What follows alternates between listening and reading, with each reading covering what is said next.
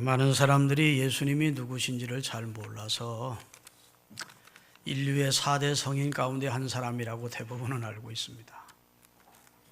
그래서 석가모니나 공자나 예수나 이런 4대 성인 가운데 한 사람이다 이렇게 생각을 해요.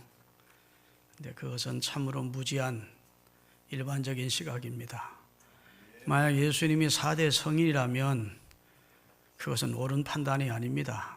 한 인간으로서 성인에 지나지 않는다 그렇게 생각되면 예수님이 하신 말씀이 다 거짓말이에요. 나는 하나님의 아들이다. 할렐루야. 나는 죽어도 산다. 나는 생명의 빛이다. 그런 말씀을 어떻게 이해하겠습니까? 예수님을 하나님의 아들로 그분이 말씀하신 구세주로 믿을 것인가, 그렇지 않으면 사기꾼인가, 둘 중에 하나지 그냥 성인으로 볼 수는 없다고요. 할렐루야. 여러분, 인류 역사에 가장 영향을 미친 분을 한 사람을 꼽으라면 그것은 대부분 역사를 아는 사람들, 세계사를 아는 사람들은 다 예수님이라고 대답하지 않을 수 없습니다. 인류 역사에 가장 강력하고 긍정적인 영향을 미친 분입니다. 할렐루야. 여성도 인간 대우를 받도록, 어린아이도 사람 취급을 받도록 만들어주신 분이 예수님이에요. 노예도 영혼을 가진 한 인간으로 존중을 받도록, 그래서 모든 인간은 다 하나님 앞에 동등한 영혼을 가진 존재라고 인정받게 해주신 분이 예수님입니다. 예수님의 복음이 편만하게 퍼지기 전에는 사람이라고 다 똑같은 사람이 아니었어요. 사람을 짐승으로 취급하거나 하나의 도구로 취급하는 경우도 많았습니다. 하나님의 아들 예수 그리스도께서 모든 인간은 다 하나님의 형상을 담은 소중한 존재라고, 영혼을 가진 존재라고 말씀을 해주셨고, 할렐루야. 죄인된 인간을 영멸할 수밖에 없는 사망 아래 있던 인간의 인생을 그리스도께서 그의 보혈로 구원해 주심으로 우리의 구원자가 되어 주신 것입니다. 할렐루야. 인류 역사의 가장 위대한 지도자나 스승은 예수님이에요. 예수님의 가르침을 수많은 사람들이 지금도 따라 그의 제자 되는 사람들이 이 땅 위에는 지금 인구 가운데 20여 %가 예수님의 제자의 길을 가고 있습니다. 역사라는 말을 히스토리라고 그러는데, 히스라고 하는 말과 그애라는 말과 스토리라는 이야기라는 말이에요. 그런데 그게 역사라는 말입니다. 그런데 한마디로 예수님의 이야기가 역사라고까지 주장하는, 그래서 예수 그의 이야기가 역사다 그렇게 주장하는 사람까지 있습니다. 할렐루야. 인류 역사에 가장 큰 영향을 미치며 역사의 방향을 바꾸어 놓은 분이 예수님이세요. 그래서 예수님이 출생함으로 인류 역사가 그에서부터 시작이 되게 하셨습니다. 그래서 BC와 AD로 나누게 된다고요. 아멘.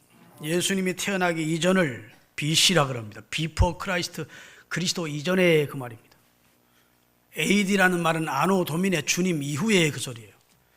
그래서 우리는 지금 서기 2016년 오늘 10월 9일인데 대부분의 사람들은, 기독교인들은 주후 2016년 10월 9일이라고, 주후라는 말을 쓰는 것은 주님이 태어난 이후부터의 역사가 다시 기록이 되는 거예요.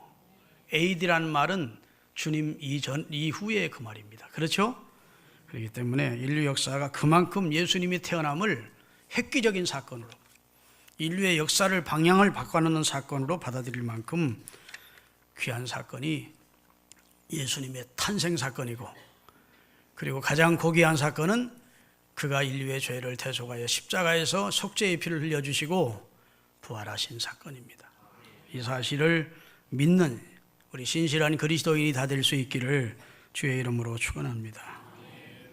오늘 본문을 통해서 우리가 은혜 받으실 제목은 따라합시다. 하나님이 보내신 구세주가 바로 예수님이십니다. 그런 제목으로 말씀을 드리겠습니다. 우리나라 세종대왕이 통치하던 조선시대 때에 우의정과 좌의정을 지내신 유명한 정승한 분이 계셨는데 그 이름이 맹사성이라는 분이었습니다. 청렴결백하고 지혜롭고 그리고 훌륭한 정승으로서 세종대왕을 잘 보필해서 이름을 남긴 그런 맹정승인데, 그가 살아있을 때 그의 고향인 온양에 내려온다는 소문이 퍼지게 됐습니다. 그래서 그가 통과하게 될 길가에 사는 지역민들이 자기 고향을 빛낸 훌륭한 자랑스러운 고향 어른이 고향을 찾는다니까 맹사성 정승이 오는 길을 보수하고 청소를 다 했습니다. 그리고 맹사성 대감이 온다는 날 길가에 그를 환영하러 다 모여들었습니다. 그런데 기다리던 맹정승은 나타나지 않고 한 초라하고 남루하게 입은 노인이 소를 타고 대언자약하게 그 길을 닦아놓은 길을 걸어가고 있는 겁니다. 지나가는 거예요. 그래서 화가 난 군중들이 이 초라한 노인의 무례함과 당돌함을 꾸짖으면서 여보시오, 정승님 지나가라고 닦아놓은 길을 당신이 왜 먼저 지나가? 양반아! 그러면서 그 길을 제지를 했어요. 그 광경을 물끄러미 지켜보고 있던 맹정승의 먼 친척이 그 얼굴을 알아보고 후닥닥 나서서 여러분 오해하셨습니다. 여러분이 기다리고 계시던 맹사성 대감 정승이 바로 이분이십니다. 그러니까 맹정승인지를 모르고 한 초라한 촐로가 잘 닦아놓은 길을 지나간다고 오해하고 그에게 모욕을 주었던 것인데, 실상은 그 촌로가 바로 그 유명한 맹사성 정승이었다고 하는 얘기입니다. 몰라서 그랬죠. 그렇죠? 그분이 맹사성 대감인 줄 알았더라면 그렇게 무례하게 그분에게 욕을 했겠습니까? 오늘 본문의 내용도 그와 비슷한 내용의 말씀이에요. 사도 바울이 선교사가 되어 비시디아 안독이라는 곳에 가서 주 예수의 복음을 전했는데, 안식일 날 유대인들이 모이는 비시디아 안디옥 회당에 들어가서 하나님을 예배했습니다. 그런데 유대교의 회당 예배는 회당장에 성경을 갖다가 두루마리 성경을 읽고, 그리고 그 말씀에 은혜 받은 사람들이나 한 주간 은혜 받은 하나님의 간증거리가 있는 사람들이 말할 수 있는 기회를 주는 거예요. 그래서 회당장에 성경을 다 읽고 비시디아 안디옥 회당에 모인 사람들을 향해서 여러분 가운데 하실 말씀이 있는 분, 받은 은혜가 있는 분, 전할 도가 있는 분들은 말씀을 하십시오. 그런 거예요. 그러니까 사도 바울의 입장에서는 자 기회가 온 것입니다. 복음을 전해줄 수 있는, 주 예수를 전할 수 있는 기회가 온 거예요. 그래서 제가 말씀을 좀 전해도 되겠습니까? 앞으로 나오시오. 그래서 오늘 본문에 보니까 바울이 손짓하면서 제스처를 써가면서 주 예수님 바로 그분이 메시아라는 사실을 전한 겁니다. 따라합시다. 그분이 이분입니다. 당신들이 알고 있는 그 예수, 그분이 메시아요, 하나님의 아들이요 하는 사실을 전한 바울의 최초 설교가 오늘 본문의 내용이에요. 할렐루야. 자, 오늘 첫 번째로 사도 바울이 지금 전한 내용은 인간이 타락한 후에 하나님께서 보내심하 약속했던 메시아, 곧 구주가 예수 그리스도라는 사실을 가르쳐주고 있습니다. 이스라엘의 역사를 쭉 이야기하면서 하나님께서 다윗이라는 왕에게 내 후손에서 메시아를 보내어 영원히 위에 있게 하겠다. 왕의 자리에 만왕의 왕을 내 후손을 통해 보내겠다 약속하셨는데, 그래서 오셨던 분이 바로 예수님이십니다 라고 바울이 설교를 하게 된 것입니다. 여러분, 인류가 하나님 앞에 범죄하는 그 순간 하나님은 메시아를 보내실 것을 하나님이 섭리하십니다. 그래서 창세기 3장 15절을 띄우겠습니다. 이 내용을 원복음이라 그래요. 내가 너로 여자의 원수가 되게 하고 내 후손도 여자의 후손과 원수가 되게 하리니 여자의 후손은 내 머리를 상하게 할 것이요 너는 그의 발꿈치를 상하게 할 것이니라. 그래서 하나님이 인류를 구원할 메시아를 여자의 후손으로 보내어 인류의 시조인 아담과 하와를 범죄케 했던 마귀의 머리통을 밟을 것이라고 선언해 준 내용입니다. 인간은 다 남자의 자녀로 태어납니다. 그래서 성경에 보면 아브라함이 이삭을 낳고 이삭이 야곱을 낳고 이렇게 그렇게 내요. 그런데 예수님만 부정 모혈을 통해서 태어나지 않고 하나님이 성령으로 잉태되어 여자의 후손으로 태어나게 하십니다. 할렐루야. 그래서 이사야 7장 14절에 보면 처녀가 잉태되는 기적이 나타날 거예요. 남자와 동침한 적이 없는 처녀가 잉태되는 기적을 하나님이 보여주겠다고 예수님 태어나기 700년 전 이사야를 선지자를 통해 예언하셨어요. 그러므로 주께서 친히 징조를 너희에게 주실 것이라. 보라, 처녀가 잉태하여 아들을 낳을 것이요 그의 이름은 임마누엘. 임마누엘이라는 말은 하나님이 육신을 입고 우리와 함께 해주시는 사건이 나타날 것이라는 겁니다. 할렐루야. 여러분, 이건 너무도 자명해졌어요. 요즘 시대가 발전해서, 과학이 발전해서 여성의 난자만 가지고도 인간의 과학으로 지금 생명을 만들어내는 입장이니까 하나님이 못하실 리는 없죠. 그렇죠? 하나님이 성령으로 동정녀였던 마리아를 통해 예수님을 보내시겠다고 예수님 태어나기 700년 전에 이사야 선지자를 통해서 말씀하셨고, 그리고 누구의 혈통으로 오느냐? 아브라함과 다윗의 자손으로 오시겠다고. 그래서 마태복음 1장 1절은 구약에서 신약으로 딱 넘어가면서 아브라함과 다윗의 자손 예수 그리스도의 세계라 해서 아브라함과 다윗의 후손으로 오시마 하셨던 예수 메시아가 오셨다는 사실을 마태가 증언하고 있는 것입니다. 할렐루야. 그리고 그분이 어디서 태어날 것이 예언되어 있는가 하면 미가서 5장 2절에 베들레헴 에브라다에서 태어날 것이라고. 예수님은 베들레헴에서 태어나십니다. 다 같이 베들레헴 에브라다야, 너는 유다 족속 중 작을지라도 이스라엘을 다스릴 자가 내게로 나올 것이라. 그는 근본은 상고 쪽부터, 태초 쪽부터 계신 분이야 그 말이에요. 영원 전부터 계신 분이 베들레헴에서 태어나시게 된다. 아멘. 그래서 예수님이 처녀의 몸을 통해서 어느 장소에 베들레헴에 태어나시는데 이사야서 9장 6절 7절 같이 읽겠습니다. 다 같이.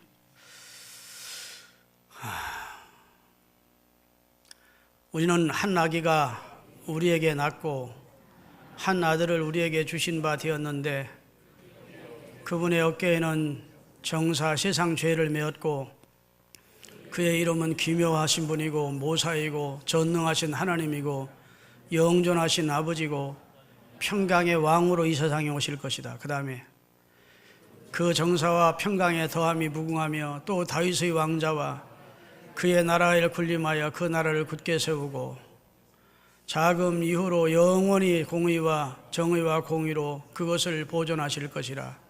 만군의 여호와의 열심히 이 일을 이루리라. 이사야 선지자를 통해서 700년 전에 하나님의 아들 예수 그리스도를 이 세상에 보내실 것을 말씀을 해 주셨다고요. 그분이 바로 오셨다는 거예요. 여러분, 유럽의 큰 공원에 가면 수많은 성경의 인물들, 선지자들과 예수님의 제자들의 동상이 만들어져 있는데 다 한쪽을 가르치고 있습니다. 손가락으로. 한쪽을 가르치는 것을 보면 거기에 누가 계신 거면 예수님이 서 계시도록 조각했어요. 모든 선지자들, 모든 율법, 모든 하나님의 사람들이 구약에는 다 예수 그리스도가 오실 것을 예언하고 있다고요.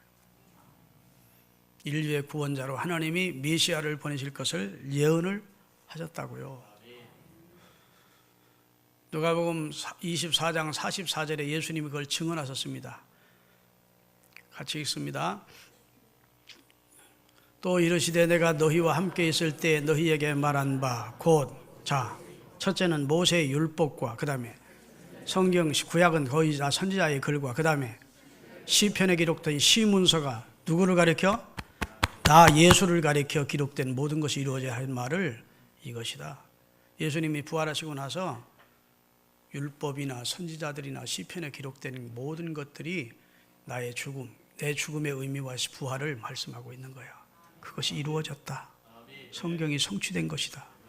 이렇게 말씀을 하셨다고요. 다시 말해서 예수님의 출생이 성경의 예언대로, 그의 사심도 성경의 예언대로, 그의 죽으심도 성경의 예언대로, 할렐루야, 그의 부활도 성경에 기록된 말씀대로 되었다는 사실을 입증해 주고 있어요.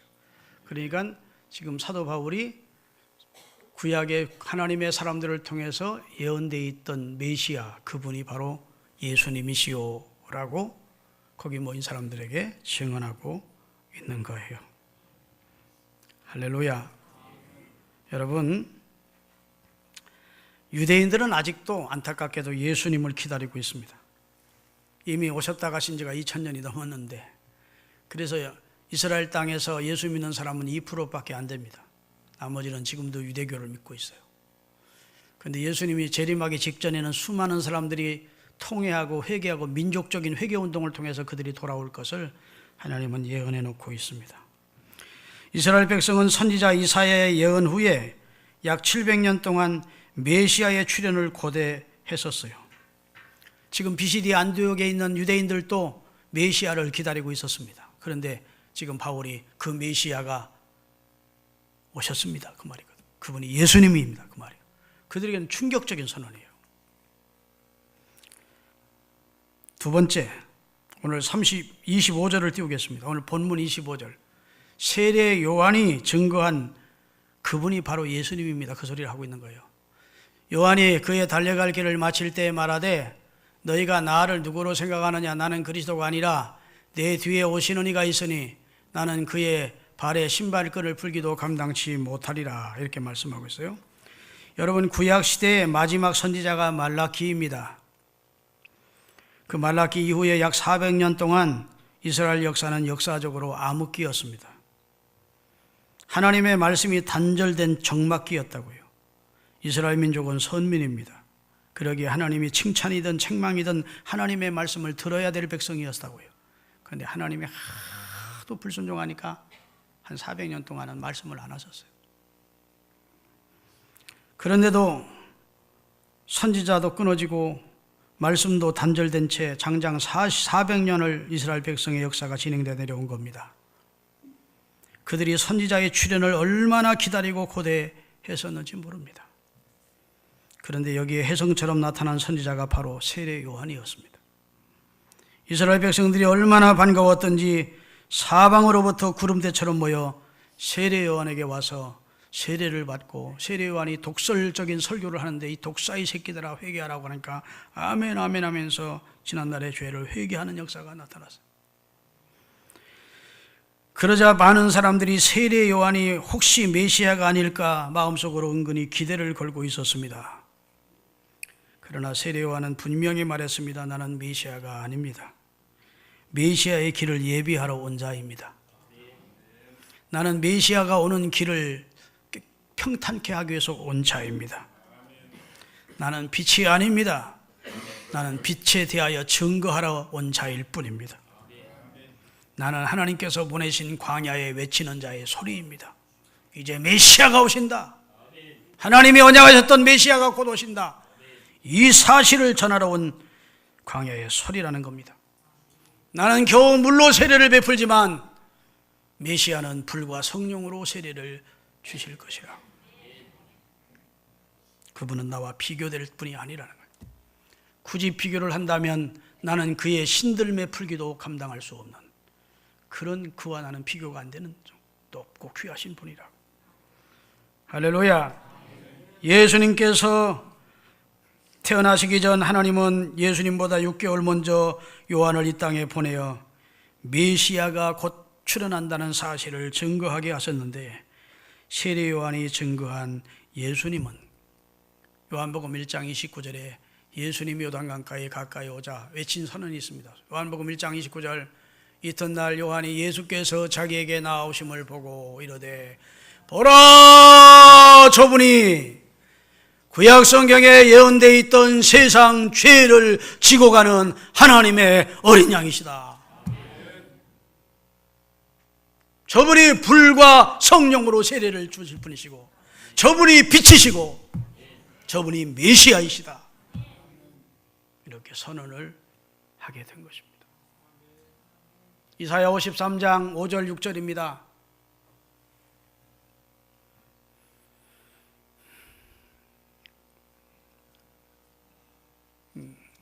이사야 53장 5절 6절 다 같이 그가 찔림은 여기 그가 누굴까요? 세상 죄를 그가 그의 죄 때문에 죽는 것이 아니라 세상 모든 인간의 죄를 담당하시고 그가 찔림은 우리 허물을 냠이고 그가 상함은 우리 죄악 때문이고 그가 징계를 받음으로 반면에 우리는 평화를 누리게 됐고 그가 채찍에 맞음으로 우리는 영적 병에서 치유함을 얻게 됐다.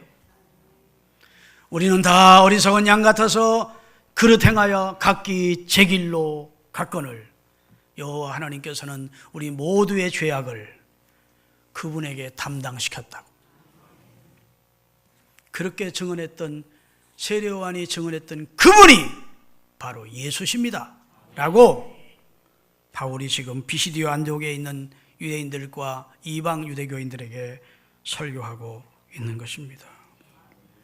할렐루야. 이 땅에 탁월한 인물이 출현하면 사람들은 기대를 합니다. 야, 저 양반 앞으로 좋은 일 하겠다. 인류 역사에 큰 기대를 하겠고 좋은 일들을 하겠다 기대를 하지만 그러나 다 헛된 기대입니다. 사람은 거기서 거기에요. 예수님은 인생이 아니십니다. 할렐루야. 하나님의 특별한 섭리 가운데 신성과 인성을 겸하여 이 땅에 오셔서 어떤 인간도 할 수 없는 일을 대속적 죽음을 통해서 이루시고 참 인류의 참 빛으로 참 생명으로 이 세상에 오신 분이었어요. 오늘 본문 다시 27절 28절을 같이 읽겠습니다. 바울이 세 번째로 예수님을 증언하는 내용입니다. 예루살렘에 사는 자들과 유대 관리들이 예수와 및 안식일마다 애우는 바 선지자의 말을 알지 못함으로 영적으로 성경적으로 무식했으므로 예수를 정죄하여 선지자의 말을 응하게 했다. 그 다음에 죽일 죄를 하나도 예수님에게서는 찾지 못하였으나 빌라도에게 넘겨 그의 죄로 죽는 것이 아니라 인류의 죄를 담당하고 죽게 될 메시아라고 성경의 구약성의 예언대로 응하도록 했다. 이렇게 말씀하고 있어요. 따라합시다. 유대의 관원들이 십자가에 매달아 죽인 분, 그 예수가 바로 메시아입니다. 이렇게 바울이 지금 설교하고 있는 거예요. 구약에 예언됐던 분, 그분이 예수님입니다. 세례 요한이 목청껏 외쳐서 증거했던 분, 그분이 예수님이 구주십니다. 할렐루야. 유대 관원들이 몰라서 십자가에 매달아 죽였는데 그분이 바로 예수 메시아입니다. 그 소리예요. 시골 출신인 한 목수 청년이 가끔 예루살렘에 나타나서는 폭탄적 선언을 하고 기적도 행하여 많은 추종자들을 갖고 있다는 소문을 유대 지도자들도 알고 있었습니다. 그러나 대단치 않은 일로 치부해 버렸습니다. 그 출신이 너무 미천해서 문제 삼을 필요가 없다고 생각한 것입니다. 사실 그 청년은 갈릴리 나사렛 태상이 아니었어요. 성경의 예언대로 베들레헴에서 태어나 잠시 애굽으로 피신했다가 나사렛에 와서 자란 것입니다. 그러나 일반 사람들은 다 그가 나사렛 출신인 줄 알았지요. 나사렛에서 무슨 변변한 인물이 출현할 수 있겠느냐고 당시 사람들은 생각을 하고 있었습니다. 그리고 이 청년이 서기관도 아니고 바리새인도 아니고 왕족도 아니고 귀족도 아니고 유명 가문인 문중 출신도 아니기 때문에 더더군다나 예루살렘에 있는 상류층과는 전혀 교분이 없고 관계한다는 사람들이 가난하거나 병들거나 부녀자들과 어울리는 것이요. 별 볼 일 없는 사람이라고 생각을 했습니다. 그런데 시간이 감에 따라 예수님의 인기도가 점점 상승을 했습니다. 그를 따르는 사람들이 인산인해를 이루는 걸 보았습니다. 당시 불안해진 예루살렘의 정치 지도자와 종교 지도자가 하나가 되어 저들의 각본대로 문제의 청년인 예수를 간단히 제거하는 일에 성공을 했습니다. 십자가에 매달아 죽였다. 신성 모독죄를 뒤집어 씌워서. 자, 이 정도의 내용은 지금 비시디 안디옥에 있는 사람들도 알고 있을까요? 모르고 있을까요? 알고 있는 내용입니다. 그런데 바울은 여기서 아주 충격적인 말을 하고 있는 겁니다. 예루살렘에 있는 유대 관원들이 십자가에 매달아 죽인 그 청년이 바로 하나님께서 다윗에게 약속하시고 이사야에게, 이스라엘 백성에게 예언하신 그 메시아라는 겁니다. 참으로 아이러니하죠. 메시아를 기대하던 유대 백성들이 막상 메시아가 오자 그를 십자가에 매달아 죽였다고요. 그를 몰라보고 그를 살해했습니다. 그 이유가 무엇인가? 그 이유는 간단합니다. 저들이 메시아를 기다린 것은 사실이지만 그들이 기다린 메시아는 죄와 사망으로부터 인류를 구원해 줄 메시아를 기다린 것이 아니고 로마의 압제에서 우리를 구원해 주실 정치적인 메시아를 기다리고 있었어요. 영호글 같은 메시아가 나타나기를 원했지, 보기에도 출신이 미미하고 생긴 것도 초라한 그런 메시아가 메시아일 수는 없다는 것입니다. 예수님의 겉모습이 어땠는지 예수님의 당시의 기록은 없지만 예수님 태어나기 700년 전 이사야가 기록하고 있습니다. 이사야 53장 1, 2절. 예수님의 모습은 아주 나약했대요. 우리가 전하는 것을 누가 믿었느냐? 여호와의 팔이 누구에게 나타나느냐? 그 다음에 2절. 그는 주 앞에서 자라나기를 연한 순 같고 마른 땅에서 나온 뿌리 같아서 고운 모양도 없고 풍채도 없은즉 우리가 겉보기에 흠모할 만한 것이 아무것도 그에게는 없었다는 거예요. 다시 말해서 외모가 잘생기고 풍채가 뭐 그런 분이 아니었다는 겁니다. 몸 자체가 왜소했던 것 같아요. 마르고 연한 순 같고. 그러니까 영호골형의 메시아를 기다렸던 유대인들, 왕족이나 귀족에서 메시아가 태어날 것이라고 기대했던 유대인들이 볼 때에는 무슨 마사렛 같은 변변치 못한 촌구석에서 더더군다나 저렇게 왜소하게 생긴 사람이 무슨 메시아냐 받아들이지 않은 겁니다. 그리고 신성 모독죄를 뒤집어 씌워서 죽였는데 지금 사도 바울은 그분이 바로 하나님의 아들 메시아다. 아멘. 그분이 하나님께서 인류 구원을 위해 보내신 메시아였다는 사실을 바울이 힘주어 말씀하고 있는 겁니다. 마지막으로 따라합시다. 우리를 죄에서 구원하시고 의롭다 하실 분은 오직 예수님 분이십니다. 그 얘기가 이제 설교의 마지막 부분에 나와요. 오늘 38절, 39절입니다. 본문 38, 39절 띄우세요. 이게 가장 중요한 내용입니다. 그러므로 형제들아, 너희가 알 것은 이 사람 예수를 힘입어 죄사함을 너희에게 전하는 것이며 또 모세의 율법대로 너희가 의롭다 하심을 얻지 못하던 모든 일에도 이 사람 곧 예수를 힘입어 믿는 자마다 의롭다 하심을 얻게 하시려고 하나님이 예수 그리스도를 보내신 것이다 라고 설명하고 있는 겁니다. 인간은 어떤 노력과 공적으로도 자신의 죄를 씻지 못합니다. 감옥에 갔다 오면 죄 씻은 것이냐? 죄 값을 지불한 것이지 죄가 씻어진 것이 아니에요. 율법이나 어떤 종교가 인간의 죄를 속할 수가 없습니다. 그것은 다만 내가 죄인인 것을 깨닫게 해줄 뿐이래요. 로마서 3장 20절입니다. 법이 없으면 죄가 성립이 안 돼요. 그래서 법을 먼저 주신 겁니다, 하나님. 그러므로 율법의 행위로 그의 앞에서 의롭다 하실 육체가 없나니 율법으로는 우리 자신이 죄인임을 깨닫게 하는 기능이 있는 거예요. 할렐루야. 오직 죄는 피로서만 씻을 수 있습니다. 히브리서 9장 22절에 하나님의 법이 그래요. 생명의 피에 있으므로 피가 죄를 속하느니라. 다 같이 읽겠습니다. 율법을 따라 거의 모든 물건이 피로서 정결케 되나니 피 흘림이 없은즉 사함이 없었다. 아멘. 그러면 남의 죄를 씻어줄 피는 죄 없는 피여야 됩니다. 자기 자신이 죄를 짓고 죄된 피로 남의 죄를 씻어줄 수는 없을 거예요. 죄 없는 피가 필요하다. 그런데 이 세상에 죄 없는 피란 있을 수가 없다는 데 문제가 있습니다. 하늘 아래 의인은 하나도 없다고 로마서 3장 10절에 선언하고 있어요. 같이 읽겠습니다. 기록된 바 의인은 없나니 인간은 모두 하나님 앞에 마음으로 입술로 행동으로 또 아담의 원죄를 타고나는 죄인이라고. 의인은 하나도 없다. 그러기에 여기에 대속이 필연적으로 필요하게 된 겁니다. 대속이. 즉 하나님께서 죄 없는 피를 등장시켜서 율법이나 그 밖에 어떤 종교로의 힘으로도 속할 수 없는 인간의 죄를 씻어주는 방법을 택한 것입니다. 인간의 죄를 씻을 수 있는 분을 등장시키셨는데 그분이 바로 인생의 구원자이신 예수 그리스도라는 겁니다. 그는 죄 없는 분이십니다. 죄를 알지도 못하는 자라고 성경은 표현하고 있어요. 우리 인생의 인도자여 구원자이신 예수님을 믿으시기를 바랍니다.